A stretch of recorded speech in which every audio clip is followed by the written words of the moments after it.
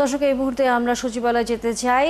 উপদেষ্টা পরিষদের বৈঠক শেষে সেখানে কথা বলছেন প্রেস সচিব শফিকুল আলম। আমরা সরাসরি যুক্ত হচ্ছি। রিমার্কসে বলেছেন যে আমাদের মানে 5 তারিখে আমাদের প্রথম অধ্যায়ের শেষ হয়েছে, এই ইন্টারিম গভর্নমেন্টের প্রথম অধ্যায় শেষ হয়েছে এবং আজকের থেকে আপনি জানেন কালকে আমরা আমাদের চিফ অ্যাডভাইজার অফিস থেকে ইলেকশন কমিশন অফিসে ইলেকশন আয়োজনের জন্য বলা হয়েছে ফেব্রুয়ারি মাসের রোজার আগে।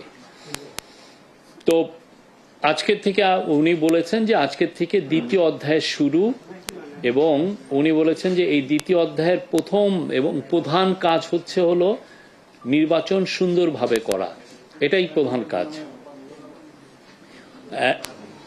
এছাড়া আরো দুটো কাজ তো আমাদের আছে প্রাইমারি কাজগুলোর মধ্যে। একটা হচ্ছে যে রিফর্ম, এই রিফর্মের বিষয়ে আপনি শীঘ্রই শুনবেন যে ডক্টর আলী রিয়াজ সম্ভবত একটা প্রেস কনফারেন্স করবেন। এখানে উনি আরো হাইলাইট করবেন যে জুলাই চার্টারে বিশেষ করে কনস্টিটিউশনাল রিফর্ম এর যে বিষয়গুলো যেগুলো আছে সেগুলো নিয়ে ওনাদের কি কি প্রোগ্রেস আছে সেটার উপর আপনাদেরকে আপডেট করবেন। আর হচ্ছে ট্রায়াল নিয়ে প্রায় আমাদের আইসিটি যিনি চিফ প্রসিকিউটর তাজুল ইসলাম ভাই আপনাদেরকে জানান, তো উনিও সামনে আপনাদেরকে এখন নিয়মিত আপডেট দিবেন। ট্রায়ালের ক্ষেত্রে আমরা বলতে পারি 4টা ট্রায়াল শুরু হয়েছে, 27টি ইনভেস্টিগেশন পর্যায়ে আছে, 16টা চার্জশিট হয়েছে এবং এই পুরো বিষয়টা ক্যাবিনেট প্রতিনিয়তই এটা আপডেট নিচ্ছেন সংশ্লিষ্ট সবার কাছ থেকে। আজকের মিটিংয়ে কাউন্সিল অফ অ্যাডভাইজার দুইটি কংগ্রেচুলেশন মানে প্রস্তাব গ্রহণ করেন। একটা হচ্ছে যে তারা শেখ বশির উদ্দিন আমাদের কমার্স অ্যাডভাইজারকে কংগ্রেচুলেশন জানিয়েছেন, কারণ আপনি জানেন উনি সাকসেসফুলি আমাদের যে ইউএসের সাথে যে ট্যারিফ টক্সটা সেটাকে উনি লিড করেছেন। আপনি জানেন আমরা ইউএস আমাদের উপরে 20% ট্যারিফ ইম্পোজ করেছে এবং যেটা সত্যিকার অর্থে আমাদের যারা কম্পিটিটর তাদের থেকে আমরা বলবো যে আমরা একটা এখন মোটামুটি একই বা ভালো অবস্থানে আছি। আর council of adviser also Mustafa Sarwar ফারুকিকে শুভেচ্ছা জানিয়েছেন। জানেন উনি গত এই জুলাইয়ের যে 36 দিন, এই জুলাইয়ের যে পুরো অনুষ্ঠানমালা উনি এটার একজন নিজের থেকে দাঁড়িয়ে থেকে উনি নেতৃত্ব দিয়েছেন এবং এটা একদম সুচারুভাবে কমপ্লিশন হয়েছে।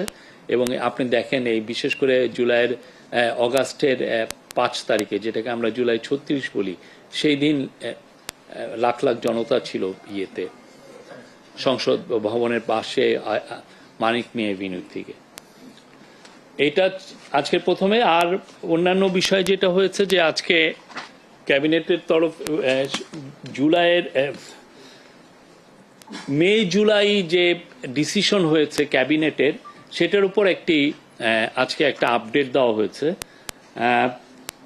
এখানে বলা হয়েছে যে উপদেষ্টা পরিষদ 8ই অগাস্ট 2024 থেকে 31শে জুলাই 2025 মোট 41টা মিটিং করেন।